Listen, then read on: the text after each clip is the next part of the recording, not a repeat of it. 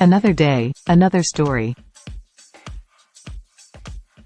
As a young boy, Jack had always been larger than his peers.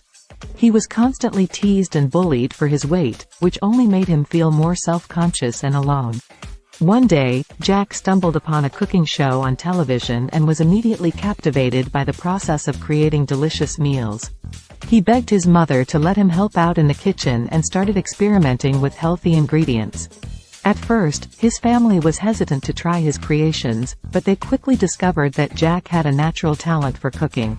He started making meals for his family and friends and was thrilled to see how much they enjoyed his food. As Jack's cooking skills improved, so did his confidence. He started to stand up for himself when he was bullied and found comfort in the kitchen when he was feeling down. One day, Jack's father took him to a local farmer's market to sell his homemade granola bars. Jack was nervous about putting his creations out there for others to judge, but he was determined to share his love of healthy food with the world.